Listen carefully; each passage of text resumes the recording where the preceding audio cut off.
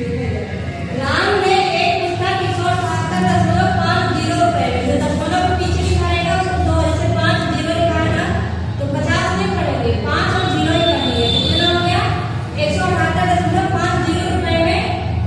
और क्या और फिर क्या बेटा दवाइयाँ कितने रुपए में 248.25 रुपए में खरीदी। और कितना रुपए में नोट दिया 500 रुपए का नोट दिया।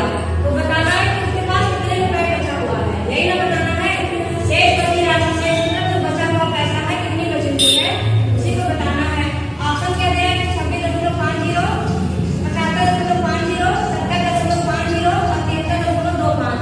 अब तुम निकाल के देखो, पहले इन दोनों से क्या करोगी, जोड़ दोगी इसको और इसको, दशमलव का जोड़ ध्यान से देखना। क्या है बेटा 178.50 यही है ना। Yes ma'am. और दूसरा क्या है 248.25 क्या है 248.25 को क्या करना है, जोड़ना है आपस में। यस। अब जोड़ोगे तो क्या करोगे 5 के 5 क्योंकि 0 है तो 5 के 5 से उठाएगा, 5 2 5 2 7। 7 हो जाएगा। तो यहाँ दशमलव है ना, यस मैम। इसी के नीचे दशमलव के नीचे दशमलव लगाएंगे, इसके पीछे जितना भी हमको लिखते जाएंगे। अब यहाँ दशमलव लगा दो 8 8 16 16 7 4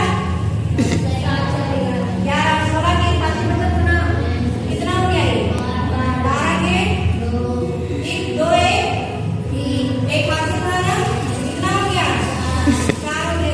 ये क्या था हमारा खर्चा हुआ ना, कितना रुपए खर्चा हुआ। अब तुमको बचा हुआ रुपए निकालना है तो कितने का हो गया था 500 का। तो 500 में से घटाएंगे तो बचा रुपया आ जाएगा ना, इतना तो खर्चा वाला रुपया आएगा। तो बचा रुपया निकालने के लिए क्या करोगी 500 में से घटा दोगी, 500 रुपए में से घटाना है। तो 500 तो सीधा सीधा है, इसमें दशमलव है तो क्या करोगी यहाँ दशमलव लगाओगी और यहाँ तो 0 लिख दोगी। दशमलव लगा करके कितना भी 0 लिखना है दशमलव के बाद लगा सकती है, ठीक। तो 500 लिखी, 2 0 लिखी, यहाँ 2 लिखा। अब यहाँ दशमलव है ना, तो यहाँ दशमलव के नीचे लिखोगी, दशमलव के बाद कौन सा अंक है 7 और 5 7 और 5 हो गया। और दशमलव के पहले क्या है 426। 426। तो जो दशमलव के पहले दशमलव के पहले दशमलव के बाद दशमलव के बाद लिखेंगे। अब इसको क्या करेंगे घटाएंगे। ये भी रुपया है, ये भी रुपया है, तो यहाँ मान लो रुपया नहीं सकती वैसे।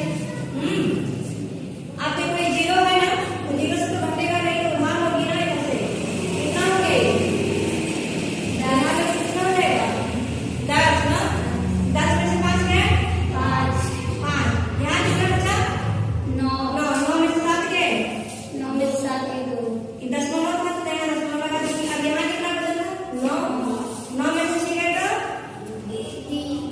3